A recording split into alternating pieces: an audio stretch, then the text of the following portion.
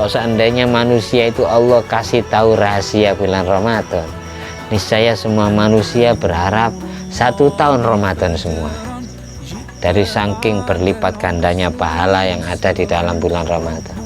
Namanya orang ibadah itu ibaratan orang kerja dagang. Orang kerja itu kalau dikasih tahu gajinya pasti semangat kerja, pasti semangat ibadah.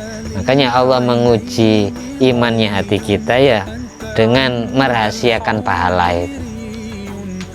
Alladzi khalaqal mauta wal hayata liyabluwakum ayyukum ahsanu amala.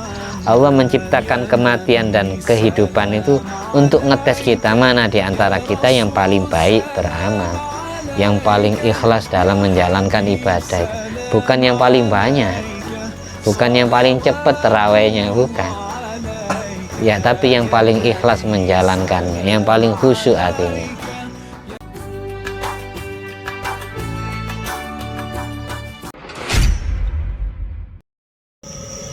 Assalamualaikum warahmatullahi wabarakatuh. Waalaikumsalam. Alhamdulillahirabbil alamin alladzi bi ni'mati tatimmu shalihat wa bi dzikri sulahai tatanazzalu rahmat wal barakat wassalatu wassalamu ala sayyidis sadat sayyidina maulana Muhammadin qutbil qadat wa ala alihi wa ashabihi al-anjumi zahirat amma ba'du. Allahumma sholli ala ruhi sayyidina Muhammadin fil arwah wa ala jasadi fil ajsad wa ala qabri fil kubur wa ala alihi wasallim. Rabbi syrah li sadri wa yassir li amri wa hlul 'uqdatam min lisani yafqahu qawli. Rabbi zidni ilma warzuqni fahma. Allahumma ftah alaina futuhal arifin waj'alna khalisatan liwajhikal karim. Allahumma arzuqna fahman nabiyyin wa ilhamal malaikatil muqarrabin. Allahumma nawwir qulubana bi nuri hidayatika wa manawwartal arda bi nuri syamsika. Rabbana anfa'na bima 'allamtana, Rabbi 'allimna alladhi yanfa'una, Rabbi faqihna wa faqih ahlana wa qarabatin wa ashabin lana fi dinina. Allahumma inna na'udzubika min ilmin la yanfa' wa qalbin la yakhsha wa amalin la yurfa' wa du'ain la yusma'. Allahumma sholli ala sayyidina Muhammadin wa ala ali sayyidina Muhammad madanil judi wal karma bail ilmi wal hilmi wal hikam wa barik wa sallim walhamdulillahi rabbil alamin. Al-Fatihah. A'udzubillahi minasyaitonir rajim. Bismillahirrahmanirrahim. Alhamdulillahi rabbil alamin arrahmanir rahim maliki yaumiddin iyyaka na'budu wa iyyaka nasta'in ihdinas siratal mustaqim siratal ladzina an'amta 'alaihim ghairil maghdubi 'alaihim waladdallin. Masih bab membahas dzikru ba'dil kutub, menuturkan sebagian kitab-kitab karya ulama salaf, tapi nanti saya selingi bab Ramadan. Jadi setiap ngaji kita selingi bab bulan Ramadan biar terbaca, karena sangat kita butuhkan mendekati bulan Ramadan. Kita meneruskan pengajian yang sudah jadi urutannya di halaman 60, makalah yang ke-11. Yuqalu, dikatakan, innal habiba Idrus bin Umar al-Habsi ja'a indawul habib Abdul Qadir ibnu Qutban. Ada salah seorang ulama namanya Habib Idrus bin Umar al-Habsi ketamuan Habib Abdul Qadir bin Qutban. Qala lahu, lantas tamu bilang kepada beliau, ba aqra'u alaika, aku akan membaca ilmu kepada panjenengan. Dulu itu murid itu baca kepada guru yang mendengarkan. Bahasa Jawanya sorokan. Jadi kalau orang ngaji zaman dahulu muridnya baca, nanti salah ditegur guru yang nerangkan tetap.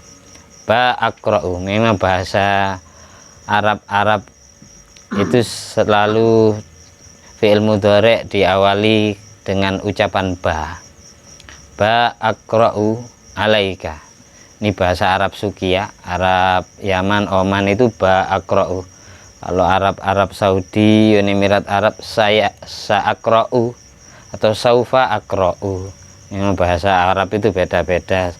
Sesama Jawa pun beda, sesama Madura pun beda, sesama Sunda pun sudah ada perbedaan, ada kesamaan, sama kayak gitu. Ba aqra'u alaika, aku akan membacakan ilmu kepada panjenengan. Jenengan dengarkan, asyir aliyya bi kitabin, tolong kasih saran saya kitab yang akan saya baca. Aqra'u alaika fi, aku selaku murid akan membacakan kitab itu kepada panjenengan.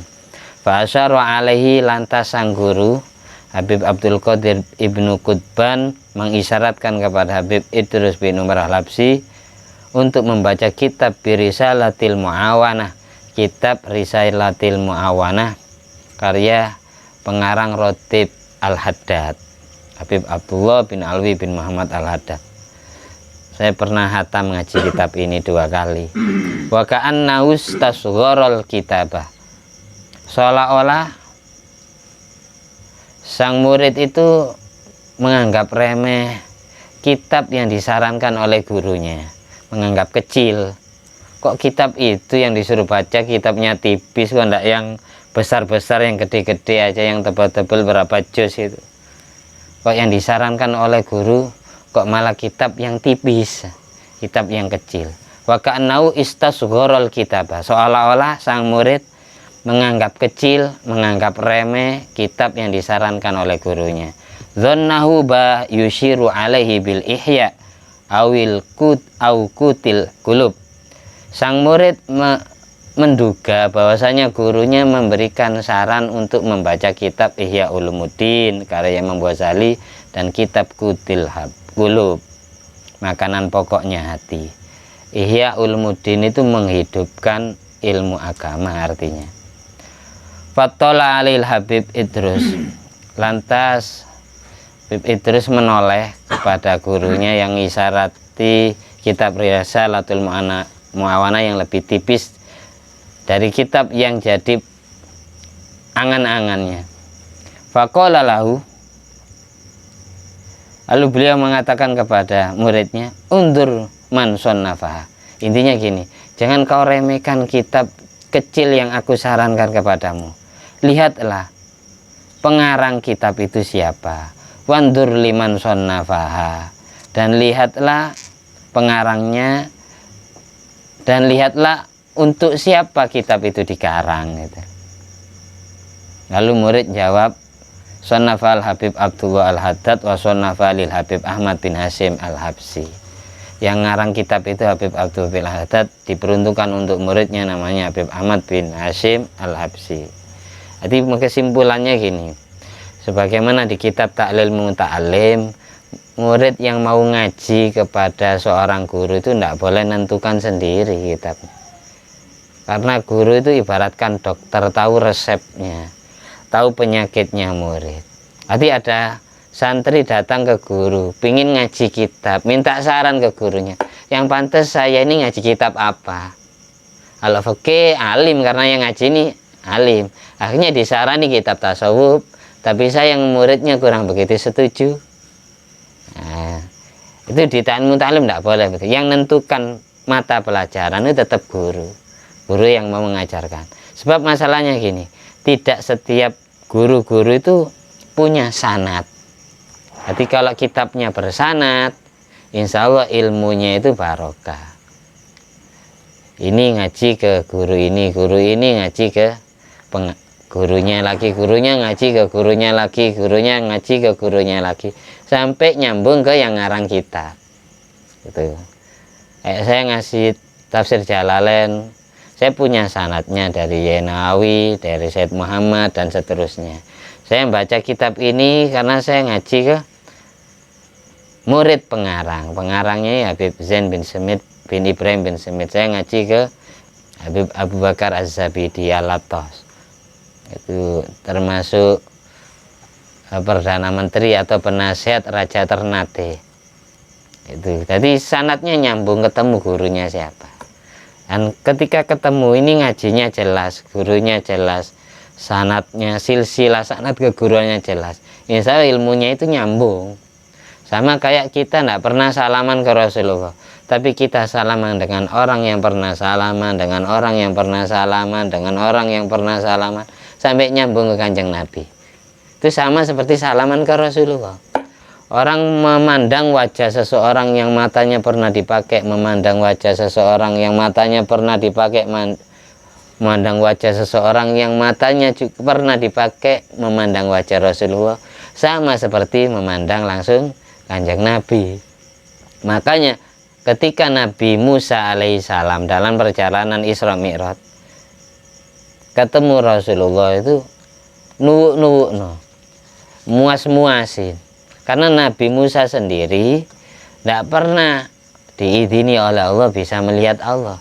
Sedang Nabi Muhammad sehabis naik ke atas langit 7, kemudian Baitul Ma'mur, kemudian tempat di mana tidak bisa dijamah oleh makhluk Allah kecuali hanya orang yang Allah kehendaki.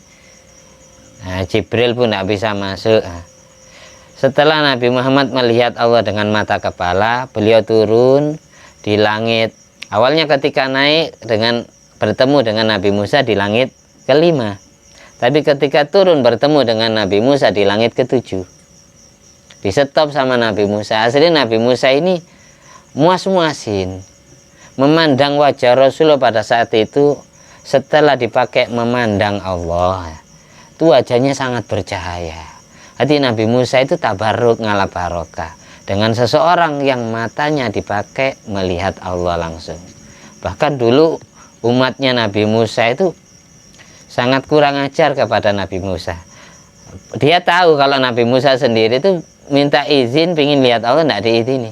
Hati mereka Bani Israel itu pengen lihat Allah dengan mata kepalanya. Akhirnya disambar petir, disambar soyhah, suara. La nu'mina laka hatta narallah jahrah. Kami semua tidak mau beriman kepadamu Musa sebelum kami melihat Allah dengan mata kepala.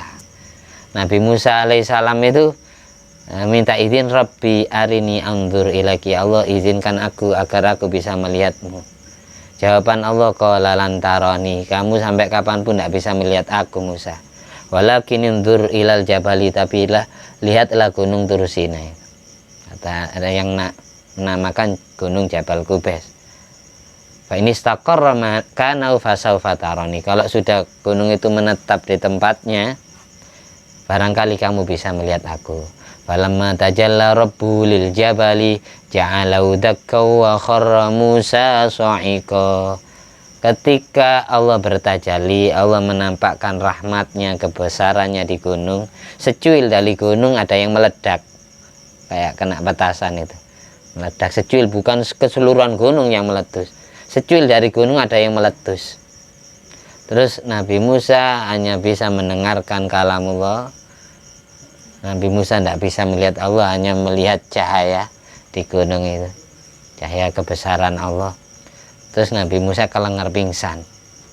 Terus setelah bangun, siuman dari pingsannya, selama 1 tahun telinganya ditutup, karena gendangnya akan pecah ketika mendengar kalam makhluk ciptaan Allah. Nah, kuat Nabi Musa. Itu hanya sebatas melihat gunung Nabi Musa. Tidak pernah diizini oleh Allah melihat Allah langsung. Makanya di Maulid Tiba itu, wa ma'asa ayyuqala fima wasafaul Qur'an wa a'raba an fadhaili Taurat wal Injil waz Zabur wal Furqan wa jama'allahu baina ru'yati wa kalami. Allah menggabung makom untuk Nabi Muhammad, pangkat untuk Nabi Muhammad, pangkat bisa ru'ya, bisa melihat Allah, dan pangkat mukalamah, bisa ngobrol dengan Allah. Kalau Nabi Musa hanya mendengar kalamullah, wa qad kallama wa Musa taklima. Tapi kalau Nabi Muhammad bukan hanya mendengarkan kalamullah, tapi melihat Allah dengan mata kepalanya. Makanya kemarin saya jelaskan di kitab Baijuri, Hasyiatul Baijuri, afdhalul layali binisbati lin nabi Lailatul Mi'raj. Paling istimewanya malam kalau nisbat ke Nabi Muhammad SAW adalah malam ketika Nabi di Mi'raj, kan diangkat ke langit. Karena Pak, li'annahu sallallahu alaihi wasallam ra'a rabbahu bi'ainai ra'sih iyanan, bisa melihat Allah dengan mata kepalanya.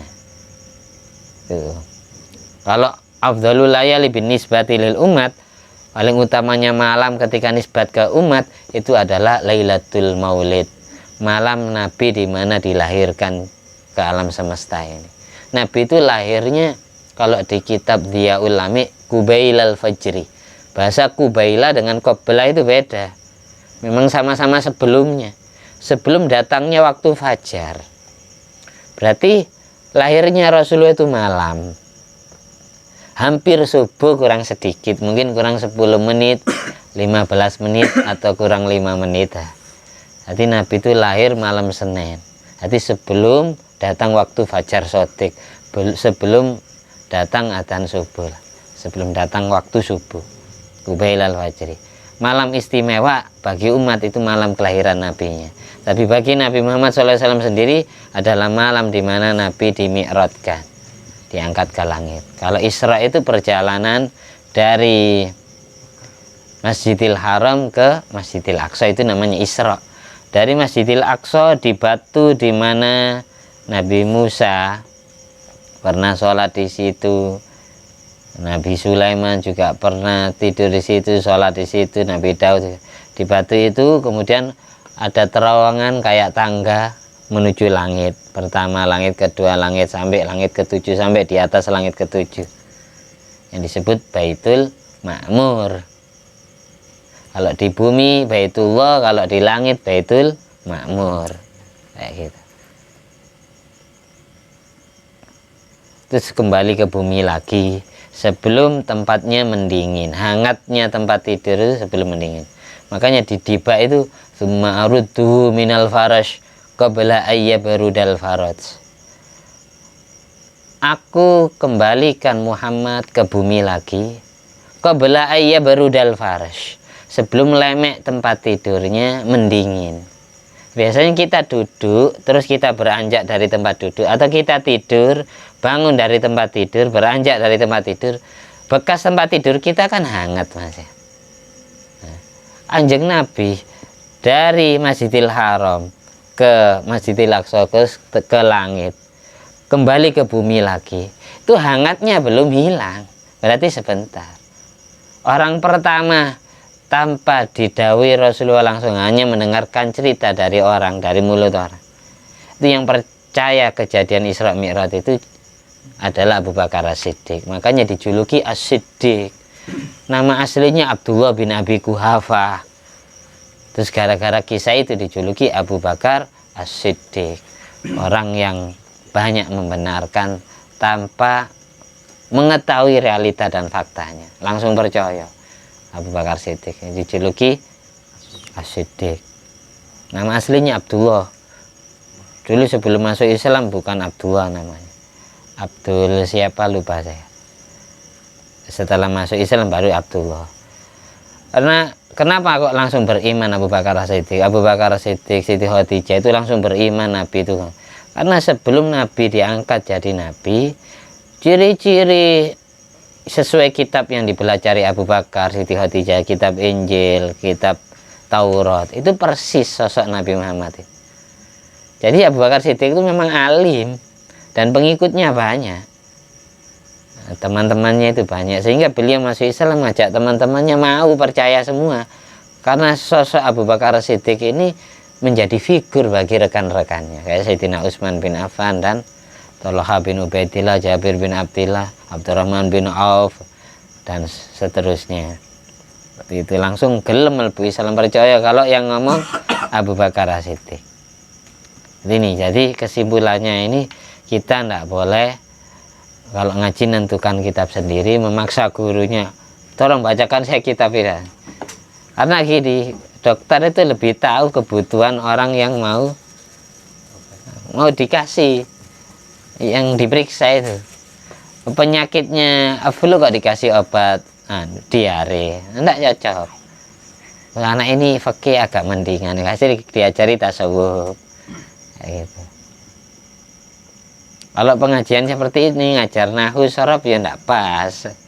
Nahwu sorof di kelas klasikal ya, di kelas-kelas itu apa? Karena pengikutnya umurnya enggak ada yang sama. Ono sing paling sepuh niki. Paling sepuh, paling tua, ya paling mambu. Kita lanjut oleh setengah jam tidak kerasa. 18 menit. Asy-Syaikh Al-Kamil Al-Wasil, cerita yang ke-12.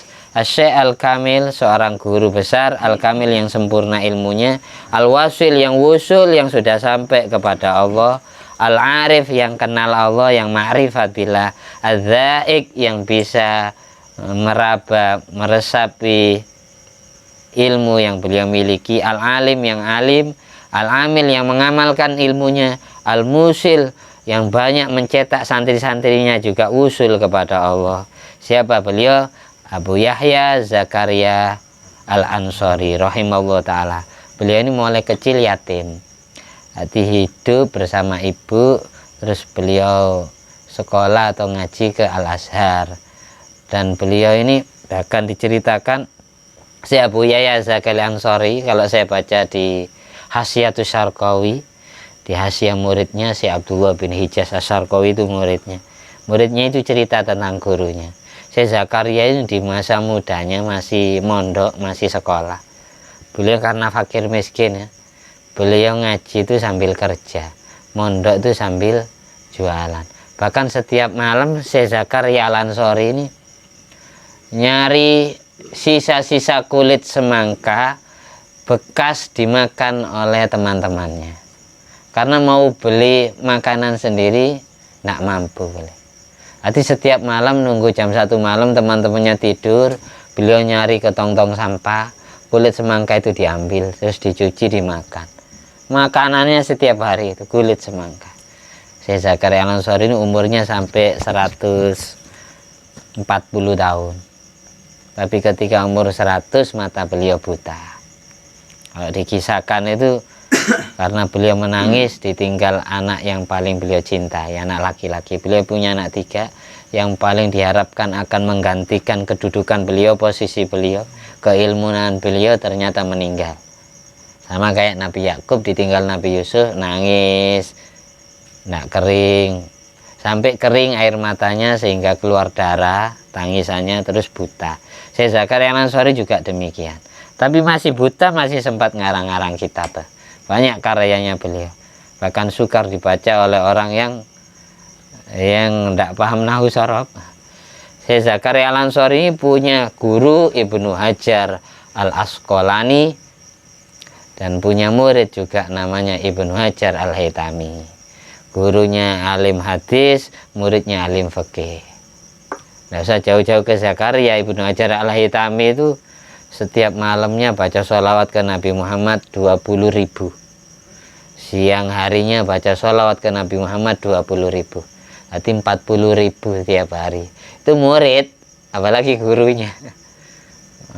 Baca sholawat ke Rasulullah seperti itu.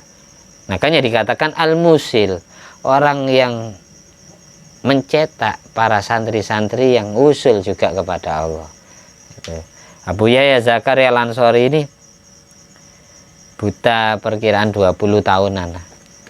Jadi ngarang kitab yang nulis itu santri-santrinya. Sampai ada guru beliau pengarang tafsir Jalalain namanya Syekh Jalaluddin Al-Mahalli itu. Syekh Jalaluddin Al-Mahalli itu kalau sudah nyebut makalahnya Syekh Zakaria Al-Ansari, itu beliau bilang di kitab Mahalli bilang Syekhuna. Kama qala Syekhuna Zakaria Al-Ansari. Padahal muridnya dipanggil Syekhuna dari saking alimnya. Syekh Jalaluddin Al-Mahalli kalau manggil Syekh Zakaria ini bukan murid tapi dipanggil guru. Padahal Syekh Zakaria ngaji fikihnya ke Imam Al-Mahalli, Syekh Jalaluddin Al-Mahalli. Kita lanjut cerita Syekh Zakaria Al-Ansari rahimahullah ta'ala. Lam yazal yudarrisul ajurumiyata. Beliau tidak henti-hentinya mengajarkan kitab nahwu yang bernama kitab Jurmiyah. Kitab nahwu paling kecil, paling standar. Dan di atasnya ada Imriti, di atasnya lagi ada Mutamimah Al-Jurmiyah, di atasnya lagi ada Alfiyah Ibnu Malik. Itu.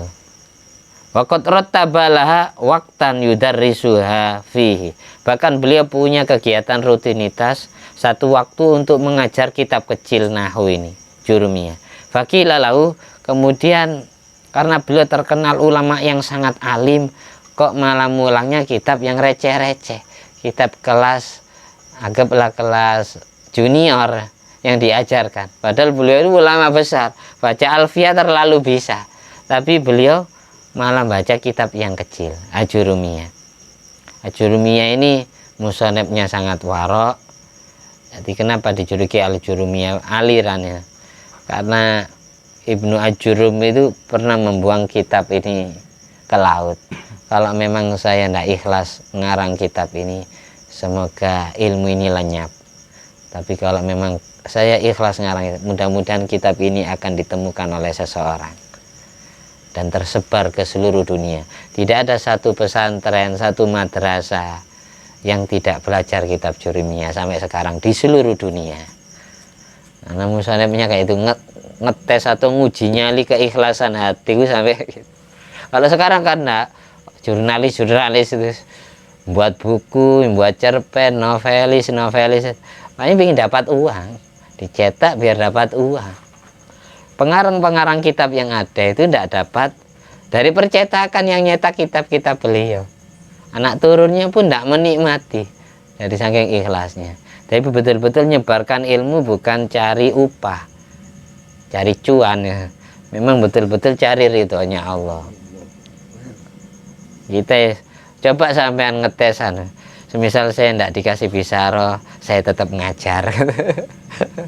Gerunder rata-rata kan gerunder. Aku bisaroh nih kurang ya, pas-pasan. Zakaria makanya mengajarkan kitab itu karena musonefnya sangat ikhlas. Fakila lahu, dikatakan kepada Syekh Zakaria, ya Syekh, kaifa taqidu lidarsil arjumiyah mak'adan wa anta minal ilmi bimakan. Bagaimana mungkin panjenengan mengikat pelajaran Jurumiyah menjadi pelajaran yang istimewa, kayak jenengan istimewakan, dijadikan ada waktu khusus duduk untuk ngajar kitab Jurumiyah itu. Sedang panjenengan ini tidak dari dalam ilmu, jenengan mempunyai makan, mempunyai posisi tinggi, kedudukan tinggi, jenengan sangat alim kok, yang diajarkan kitab receh, kitab yang kecil. Waqad ahatta bima fil mutawwalat fadlan anha. Bahkan jenengan bisa menguasai kitab-kitab yang panjang lebar keterangannya daripada kitab Al-Jurumiyah. Faqala, lalu jawaban Syekh Zakaria Ansori gini, ana la atruku tariqan wasaltu ila ma'rifatil ilmi minhu. Aku tidak berani meninggalkan sebuah tariqah, sebuah metode ilmu yang mana aku bisa sampai mengetahui ilmu-ilmu yang lain gara-gara kitab itu. Aku bisa baca kitab yang kosong, tidak ada harokatnya, tidak ada maknanya, ya dari kitab Jurumiyah. Pertama kali saya paham nahu sorob ya dari Jurumiyah. Saya tidak mau meninggalkan kitab itu. Jadi ngaji itu ya dari kelas dini meskipun usianya sudah sepuh. Misal tidak paham nahu belas ya, belajarnya dari kitab ya, kayak Al-Miftah. Kelas dini nanti naik ke Amsilati kalau metode cepat itu. Jadi jangan langsung Alfiyah, Jurumiyah dulu, baru Imriti, baru Alfiyah, urutannya gitu. Fikih juga gitu, dari Safinatun Najah dulu, baru nanti Fathul Qorib, baru nanti ya Fathul Mu'in, baru nanti Fathul Wahab, urutannya kayak gitu. Karya fikih yang terkenal Syekh Zakaria itu ya Fathul Wahab sama Tufatul Tulab fikihnya. Yang besar-besar kayak Manhajut Tulab, kayak Asnal Matolib, itu fikih. Tapi beliau itu menguasai beberapa ilmu. Kitab karyanya beliau ada tentang ilmu tajwid, ada yang tentang tafsir, ada yang hadis, ada yang tentang qiraah Quran, ada yang tentang nahu, ada yang tentang fikih, banyak karya beliau. Ada yang tentang tafsir. Jadi karyanya Syekh Zakaria menguasai beberapa ilmu. Meskipun buta tapi sempat ngarang kitab. Kita loncat ke bab Ramadan. Syekh Zakaria karena orangnya sering tirakat, ngurangi makan. Suatu saat di malam hari Syekh Zakaria ketemu salah seorang guru tua, tapi orangnya tidak dikenal. Jadi setiap malam habis makan semangka itu beliau itu ketemu sosok yang tidak beliau kenal. Datangnya tiba-tiba, kalau sudah pamitan hilang juga tiba-tiba. Sosok itu suatu saat sebelum berpisah dengan Syekh Zakaria bilang gini, nanti kamu nak, kalau sudah berumah tangga dan kalau sudah mempunyai ribuan santri, kamu menjadi tokoh ulama besar, suatu saat nanti matamu Allah hilangkan untuk menebus dosa-dosa maksiat matamu. Allah ambil penglihatanmu gitu. Terus setelah nangis Zakaria diomongi kayak gitu, gurunya menghilang, terus tidak pernah menemui beliau. Ternyata fakta itu, ketika usianya beliau 100 tahun ke atas, pandangan matanya Allah hilangkan. Itu gara-gara ketemu sosok yang kayak gitu, yang membiayai hidup beliau, sekolah beliau, tapi orangnya tidak dikenal, datangnya selalu malam, di atas jam 12 malam. Kalau kisahnya gitu. Kita bab zikru Ramadan, kita baca tabarukan ya, biar dapat ilmu bab Ramadan. Qala sallallahu alaihi wasallam, Allahumma shalli ala sayyidina Muhammad. Dalam kitab Jawahirul Lu'lu'iyah, jadi bab Ramadan 446. Halamannya 446. Kok kita selingi setiap pekannya kita selingi bab Ramadan. Lau ya'lamun nas ma fi Ramadan. Kok seandainya semua manusia, kok seandainya semua umat Islam, semua umat Rasulullah tahu ma fi Ramadan, apa saja yang dikandung di dalam bulan Ramadan, minal yumni, dari kesejahteraan, wal barokati, dan keberkahan dan barokah, latamannau, niscaya mereka akan mengandai-andai ayyakuna haulan kamilan. Ramadan bukan hanya 1 bulan, tapi Ramadan 1 tahun penuh. Kalau seandainya manusia itu Allah kasih tahu rahasia bulan Ramadan, niscaya semua manusia berharap 1 tahun Ramadan semua. Dari saking berlipat gandanya pahala yang ada di dalam bulan Ramadan. Namanya orang ibadah itu ibaratan orang kerja, dagang. Orang kerja itu kalau dikasih tahu gajinya pasti semangat kerja, pasti semangat ibadah. Makanya Allah menguji imannya hati kita ya dengan merahasiakan pahala itu. Alladzi khalaqal mauta wal hayata liyabluwakum ayyukum ahsanu amala. Allah menciptakan kematian dan kehidupan itu untuk ngetes kita, mana di antara kita yang paling baik beramal, yang paling ikhlas dalam menjalankan ibadah itu. Bukan yang paling banyak, bukan yang paling cepat terawihnya, bukan. Ya, tapi yang paling ikhlas menjalankannya, yang paling khusyuk hatinya. Satu-satunya orang bisa khusyuk, bisa ikhlas itu, orang bisa ikhlas itu karena hatinya khusyuk. Orang kalau hatinya khusyuk pasti ya enteng mengerjakan sesuatu. Makanya di Al-Quran itu inna sholata lakabiratun illa alal khasyiin. Sholat itu berat, abot dilakoni, kecuali bagi orang yang khusyuk. Makanya di awal kita ngaji, saya ngutip doanya Rasulullah, saya niru doanya Kanjeng Nabi, itu hadis itu. Allahumma inna na'udzubika min ilmin la yanfa. Ya Allah, aku berlindung kepadamu dari mempunyai ilmu yang tidak bermanfaat. Wa qalbin la yakhsha, dari mempunyai hati yang tidak bisa khusyuk. Karena cuma orang khusyuk yang menjalankan ibadah itu enteng. Inna sholata lakabiratun illa alal khasyiin. Hanya orang yang khusyuk itu mengerjakan sholat tarawih, mengerjakan ibadah apa saja itu enteng. Kalau sudah kita itu berat, berarti itu masih kurang ikhlas, masih kurang. Namanya ilmunya Sunan Bonang itu, Mbak Sunan Bonang itu pesan gini, kamu ngamalin ilmu apa saja, wiritan apa saja, ibadah apa saja, kuncinya kalau ingin cepat terbukti, ingin hasil, ingin sukses, kuncinya hilangkan rasa berat di dalam hatimu pada saat kamu menjalankan. Kuncinya di situ. Satu itu, kamu baca Al-Quran merasa berat, anggap enteng. Kamu mau berjumpa Ramadan, puasa, itu jangan kau jadikan beban, anggap enteng-enteng. Alhamdulillah ketemu Ramadan, kacaraku tak pakai. Ya Allah, kuatkan aku bisa menjalankan puasa selama 1 bulan. Kuatkan aku bisa istiqomah baca Al-Quran, ngatamkan Quran. Kuatkan aku bisa istiqomah zikir kepadamu, bersolawat kepada nabimu di bulan Ramadan. Kalau tidak minta bantuan Allah tidak bisa. Makanya wa qalbin la yakhsha wa amalin la yurfa. Ya Allah, aku berlindung kepadamu dari amal yang tidak engkau angkat ke langit, tidak diangkat. Biasanya amal kalau keterima itu amal yang ikhlas. Kalau sudah amal itu keterima pasti diangkat ke langit. Ilaihil kalimut thayyibu wal amalu yarfa'u. Ilaihi yas'adul kalimut thayyibu wal amalu yarfa'u. Kalimah-kalimah thayyibah dan amal ibadah itu kalau keterima pasti diangkat ke langit.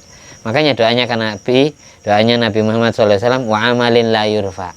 Aku berlindung kepadamu dari amal yang tidak diangkat, yang tidak kau terima. Terus wa du'ain la yusma, dan dari doa yang tidak didengar. Kalau tidak didengar berarti tidak dikabulkan. 4 itu doanya Rasulullah. Ya, setiap hari kita baca. Kalau sering dengar lama-lama hafal sendiri. Itu maksud saya seperti itu. Hebat jadi orang khusyuk itu.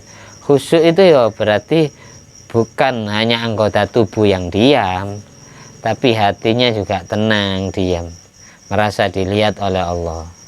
Antak budallah ka'annaka tarah fa ilam takun tarahu fa innahu yaraka. Sembahlah Allah seolah-olah engkau melihatnya. Jika engkau tidak bisa melihat Allah, pasti Allah lihat kamu. Jadi orang sholat yang benar itu bukan membayangkan bentuk Allah kayak apa, bukan, tapi merasa dilihat. Biasanya kita kalau dilihat oleh orang yang kita segani, kita pasti diem, tidak banyak ngomong. Kita bertamu ke rumah ulama besar, kiai atau habib atau semacamnya, yang terkenal beliau ini walinya Allah, paling kita tidak banyak omong, ya. Bukan hanya mulut kita yang terdiam, bahkan organ tubuh kita juga diam ini. Karena takut ngomong salah, tingkah lakunya takut salah. Sama seperti sholat kayak gitu. Merasalah bahwasanya dirimu sedang dilihat Allah. Intinya gitu. Nggak usah membayangkan Allah kayak apa, ya salah. Karena laisa kamitslihi syai'un. Allah itu tidak sama dengan segala sesuatu yang terlintas dalam benak pikiran kita. Karena semua ciptaan Allah yang ada di dalam tubuh kita, Allah batasi. Pandangan mata dibatasi sejauh mana mata memandang. Telinga sejauh mana telinga bisa menjangkau suara. Suara sejauh mana bisa dijangkau oleh orang yang diteriakin. Akal pikiran pun juga Allah batasi. Sejauh mana bisa mikir. Makanya tafakkaru fi khalqillah wala tafakkaru fillah. Mikir-mikirlah tentang makhluk ciptaan Allah, tapi jangan mikir tentang Allahnya. Kalau kita mikir tentang Allahnya, banyakan salah kita. Allah besar kayak gunung, Allah besar, akhirnya salah. Karena satu-satunya nikmat surga yang paling nikmat adalah melihat Allah. Makanya di Al-Quran, lilladzina ahsanul husna wa ziyadah. Orang yang ahli berbuat baik di dunia itu mendapatkan al-husna. Al-husna tafsirannya al-jannah, surga. Wa ziyadah, dan imbuannya surga apa? Ru'yatullah, bisa melihat Allah. Kalau di kitab Nurul Dhalam Senawi Banten mentafsirkan ayat itu seperti lilladzina ahsanul husna wa ziyadah. Orang yang ahli berbuat baik di dunia mendapatkan surga dan mendapatkan ziyadah, imbuhannya surga apa? Diizini bisa melihat Allah. Besok orang Islam bisa melihat Allah itu banyak modelnya. Ada yang bisa ketemu Allah pagi sore setiap hari, bagian khawasil khawas. Ada yang bisa melihat Allah satu Jumat satu kali kayak ibadah sholat Jumat. Ada yang ketemu Allahnya di surga itu 1 tahun 2 kali kayak Lebaran, Idul Fitri, Idul Adha. Kita masuk kategori yang mana? Mudah-mudahan kita masuk kategori orang yang bisa melihat Allah tiap hari. Allah mempunyai, katanya Syekh Abu Yazid Al-Bastami itu, Allah mempunyai hamba yang istimewa, para nabi, para wali. Suatu saat Allah menggoda, tidak ditemui sehari. Semua hamba-hamba yang khawas itu yastaghitsu ilal jannah wa na'imiyah kama yastaghitsu ahlun nar wa azabah. wa adzabiha gitu. Jadi penghuni surga itu tidak ditemui Allah sehari saja ketagihan, sampai protes ke surga dan seluruh kenikmatan surga. Wahai surga dan semua kenikmatannya, mana Tuhan kami, mana Allah kami, ketagihan pingin lihat Allah setiap hari. Sebagaimana penghuni neraka protes kepada neraka dan semua siksaannya, ingin diberhentikan sekejap saja, sedetik saja. Pingin ambekan, pingin bernafas, tapi tidak dikasih nafas, terus disiksa. Kita gampangnya gini loh, tidak usah menggambarkan lihat Allahnya. Kan saya mengatakan mikir-mikirlah tentang makhluk ciptaan Allah, jangan mikir-mikir tentang Allahnya. Kita gini, kita lihat perempuan cantik, mata kita memandang keindahan, pasti hati kita nikmat merasakan, enak, sejuk. Delok wong wedok ayu enak, nikmat. Demikian orang perempuan lihat laki-laki ganteng, mempesona, juga nikmat di hatinya. Kita pikir itu yang kita lihat hanya makhluk ciptaan. Melihat ciptaannya saja enak dirasa oleh hati, apalagi melihat kepada yang menciptakan makhluk itu, melihat kepada yang menciptakan kecantikan itu, ketampanan itu. Kita bayangkan seperti itu. Maksudnya mikir-mikirlah tentang makhluk ciptaannya, jangan mikir-mikir tentang Allahnya. Nanti kamu ketemu Allah kamu, Tuhan kamu. Paham? Jelas maksud saya. Sampean gini, melihat perempuan cantik enak rasanya. Ini hanya wanita di dunia. Apalagi melihat kecantikan bidadari surga. Apalagi melihat yang menciptakan semuanya itu. Ndelok makhluke enak kok, apa maneh ndelok sing gawe ya. Melihat makhluk ciptaannya adalah enak dirasa oleh hati, apalagi melihat Allahnya. Makanya tadi ayatnya lilladzina ahsanul husna wa ziyadah. Orang yang ahli berbuat baik dapat surga dan dapat imbuhannya surga. Enggak ada kalau sudah diizini lihat Allah, kenikmatan kecantikan bidadari surga itu enggak ada tandingannya. Ada. Cukup. Mudah-mudahan kita Allah beri kekuatan bisa menjalankan ibadah di bulan Ramadan dengan sempurna, dengan khusyuk, dengan ikhlas. Allah beri taufik pertolongan kita bisa menuai Lailatul Qadar di Ramadan ini. Pokok jangan meremehkan Ramadan pertama, kedua dan seterusnya. Karena kadang Allah menurunkan Lailatul Qadar itu di waktu-waktu yang kita tidak menduganya. Umumnya semua manusia di seluruh dunia itu 10 hari terakhir. Tapi kadang Allah menurunkan Lailatul Qadar itu tanggal 1 Ramadan sudah turun. Makanya ini dikatakan kok seandainya mereka tahu rahasia Ramadan, niscaya ingin 1 tahun penuh Ramadan semua. Itu. Kadang Allah nurunkan Lailatul Qadar itu ya di waktu sahur. Kayak tahun kemarin itu malam 29 ya. Malam 27. Malam 27 jam 2 malam sampai subuh manti-manti itu. Seperti itu. Dan kita sibuk makan, tidak sempat mikirkan Lailatul Qadar. Karena sibuk makan sahur. Kadang ketika kita tidak siap itu. Kadang pas pertengahan Ramadan tanggal 14 Ramadan, malas-malasnya orang terawih, softnya sudah berkurang. 14 Ramadan, 15 Ramadan, 16 Ramadan kadang terjadi. Malah dulu pas nuzulul Quran ya 17 Ramadan. Di zaman Rasulullah awal mula turun Quran pas Lailatul Qadar nya 17 Ramadan. Jadi jangan mengira Lailatul Qadar selalu 10 hari terakhir. Jadi mulai awal sampai akhir kita itu berhati-hati setiap malam. Takut kita itu pas tidak siap. Nah, pokok hati-hati, banyak istighfar, ya, banyak sholawat. Ya. Kalau ingin menggapai Lailatul Qadar katanya guru saya setiap tahunnya, mulai awal Ramadan sampai terakhir sering nolong orang. Sering sedekah makanan, sedekah uang, semampu kita. Sering nolong orang, tidak cukup terawih tadarus tok. Sering nolong orang, sering memberikan kemudahan ke orang lain. Nanti biar panitia Ramadan menjadwalkan kita, termasuk kategori orang sedunia yang dapat. Amin. Al-Fatihah. Iya kan ampun ya. Shiratal ladzina an'amta 'alaihim ghairil maghdubi 'alaihim waladdallin. Amin. Allahumma shalli ala sayyidina Muhammad wa ala ali sayyidina Muhammad. Alhamdulillah alladzi bi ni'matihi tatimmus shalihat. Alhamdulillah alladzi at'amani hadzal ilma wa razaqanihi min ghairi haulin minni wala quwwatin bi fadli subhana rabbika rabbil izzati amma yasifun wa salamun alal mursalin walhamdulillahi rabbil alamin. Wassalamualaikum warahmatullahi wabarakatuh.